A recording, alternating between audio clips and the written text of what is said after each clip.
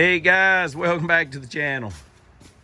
It's been a couple days since we made a channel. You can see we've been filling her up. This greenhouse is full. We've got 5 greenhouses now full to the limit. Now we're filling up his table. We're planting 35,000 cabbage and broccoli seeds. And I'm gonna show you how fast we can do a tray, okay?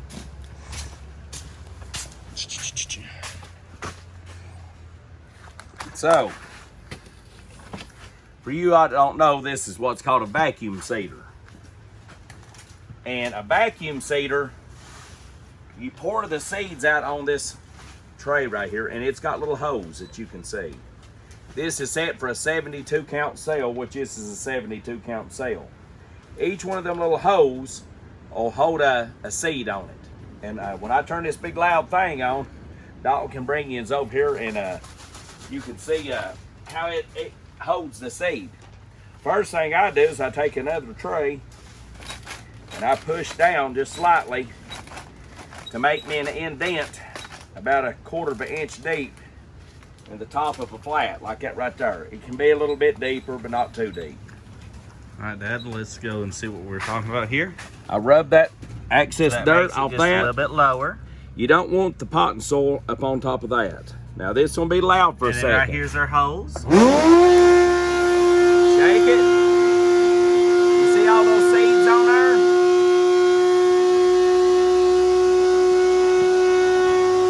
Then you turn it back over. Guess what? You just watched 72 seeds go in a sale. 72 seeds per tray.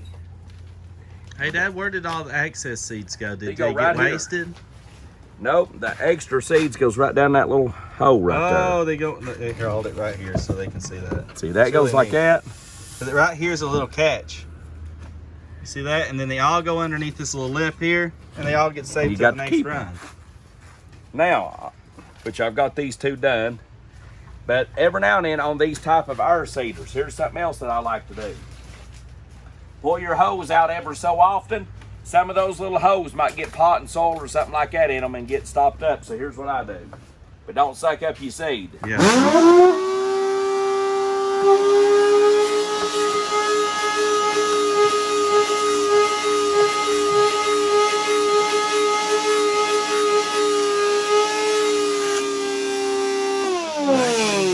Right out, right, Dad? Yep, that sucked anything, gets no more hose out. Because every now and then it can. Now, what will happen if it does get something caught up in it, Dad? Well, it won't hold a seed. It'll just hold that pot and soil in that hole. He'll just catch the little seed because them little holes are really teeny. Now, you don't have to do this every time, guys.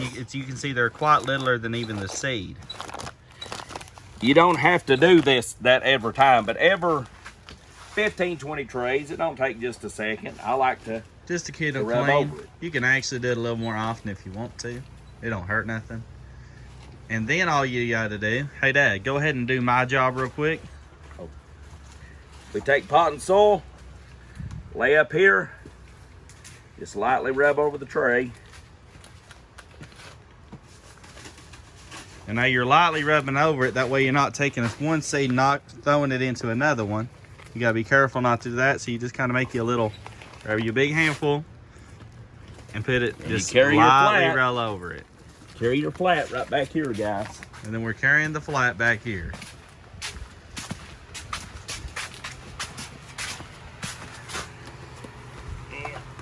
How many days, Dad, or minutes, or hours did it take us to do all of those trays that's sitting right there? It probably took us 5 minutes? no, a little longer. Because we had to put that bale of dirt in here and stuff. Maybe 20 minutes. Now, Dad, why did I say days? How long would this took us if we was hand seeding it again? A long time. We would actually dropping individual seeds, guys. Me and Christian stayed out here not last year, but the year before. Hey, tell them if you don't want to do about individual a week. Seeds, though, what else you got to do? You actually, we used to plant them in a big seed bed and transplant them. Oh, now the transplant way is, it actually gets you better odds per tray though too. If you got old bad seeds, how would you do a transplant with old bad seeds, Dad? You'd sow it in a bed, and then when they got up about this tall, You pull them up in clumps and put each. Take your pencil, make you a hole, put your seed in. A plant in it. And that actually is a good way to do it if you got old seeds that you don't know whether they're going to come up or not. But if you got good new seeds, it's actually, this is the fastest, best way, because every single one of those that gets planted in those will make a plant. Well, I'll show you something here. Like these has a germination rate.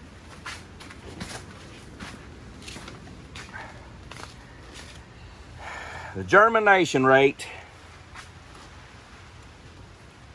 This phone's really, it zooms in way too much, I feel like. So we gotta stand back.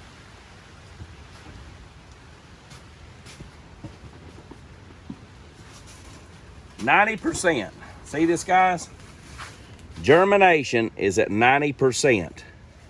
So that means out of every 1,000 seeds, there'll be about 100 seeds that don't germinate. Although, I'd say that's actually a lower number than what it really is. Lower, it's... You probably, like I would say out of 100, really, I don't even know if there's even one that is good. You might have one seed that don't germinate out of 100. But I'm pretty sure they just put that, I'm pretty sure they make that germination rate really low so that they can't get in trouble. Yeah. Because you actually don't have a whole lot of them. Not on cabbage and broccoli. Now, tomatoes, yeah. Tomatoes and stuff like that can have a lower germination rate. But we usually have pretty good luck. There's always going to be a few. Now, if you left them out, if you let seeds set, the longer they set, like in a jar, the lower the germination rate. Yeah, the lower the germination rate is. But that would be a good reason why you may do you a bedding, right? Yeah. Now, here's actually a cool way that you can actually do that from home. If you just got like a packet of seeds and they're old and you wanted to try it, you can actually just go get you an old pot, fill it up, and just sprinkle the seeds all around in it. It would be a small bed. We actually use beds about the size of a pallet. Are they still back there? Yeah. They're way back there in the back, yeah. Yeah. We could actually show them. They're 4 foot by 4 foot beds. But that was our beds we used. Now I like to do it this way a lot better. It's just so much faster, guys. It's so much faster, and if we was to miss one, we're not gonna cry about it. No, it's not a big deal. It ain't no big deal. No big deal. Because listen, guys, when you start doing 35,000 plants in the field, that's like when you're cultivating them with a horse. If you accidentally run over one, it hurts the first time. But honestly, I'd say our germination rate is probably less than, the ones that don't make it, probably less than what we run over plants. Yeah, that's what I was trying to say too, because them horses, they're pretty good. It ain't because Dad's good. I'm going to be honest with you. It's because Duke and Dan can absolutely cultivate. Every now and then, you'll see Dad fall asleep and they'll still be working. He's been cultivating. Well, Dalton has too, but Christian, he was using a walk-behind cultivator. Let's see what Christian's up here doing behind horses when he was so little, he had to use the middle bar. Oh gosh, I remember the walk-behind days, Dad. So what are you doing over here, Christian? Well, I'm getting it ready to go over there, which is what I'm doing is I'm filling them all the way up. I'm not compacting them because he's doing that later, which you don't want tight soil because the roots won't grow Dad, good. I don't know if we've really ever showed this off. Time out. So we're just putting a loose thing of dirt. That big old bag of dirt.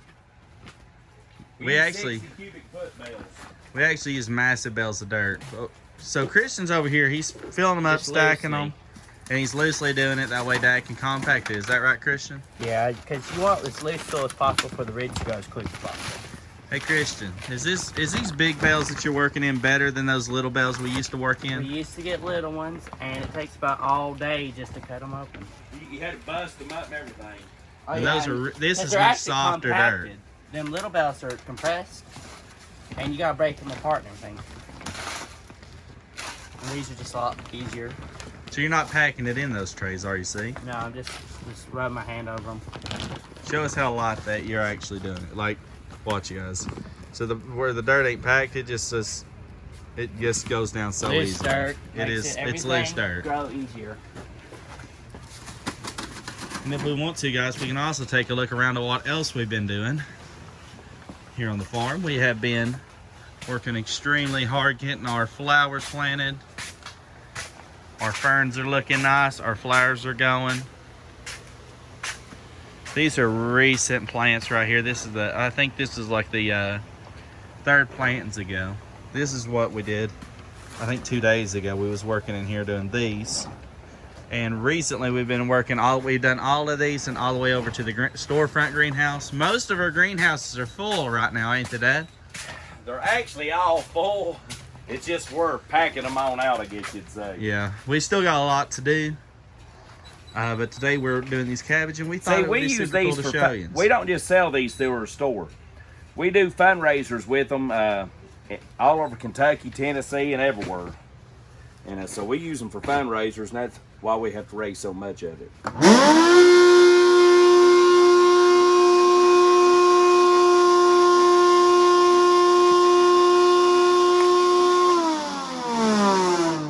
Now, when it comes time for us to start doing the mum pots and stuff later on in the year, that's something that we do a whole lot. We cover Virginia, Kentucky, all of Kentucky and Tennessee, all the way up to the bottom of Ohio,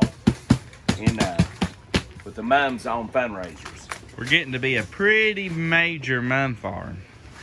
To be honest with you guys, we do a lot of mums. We actually go all the way up to the lower part, the southern part of West Virginia now. And actually, guys, if you are anywhere slightly close to where we are located at, you can actually do a mum fundraiser on us. Yep. And I don't know, we do a lot of our videos for our mum fundraisers on our Facebook, but you can also check that out. But on here, you know, we might reach a few more people. So if you ever want to do a mum fundraiser, you can actually call us. Yep. You just send me a message and I'll give you all the information. Have we ever put our number out on our YouTube? I don't know if we have or not. You can, though. Should we? Yeah. All right, guys, our number for our farm is 606-524-4722. And if you guys are wanting any, if you are wanting to do a mum fundraiser, it makes you groups a lot of money. One mum fundraiser can make a group a lot of money, couldn't it, Dad? Oh, it does. And then for the fall mums, we're not just saying this, guys. You can go to our Facebooks and watch videos and everything on there. We raise big mums, really big mums. We raise mums about, well, they really wouldn't sit on that table good. They're awful big. They're big. Well, Dad, is there anything else you wanted to show them? No, I don't guess so. I just letting y'all know what was going on doing today. And we're planting cabbage and broccoli, so keep up with us. God bless you all. God is good all the time, folks. Remember that. Thank you guys for watching. Like, subscribe.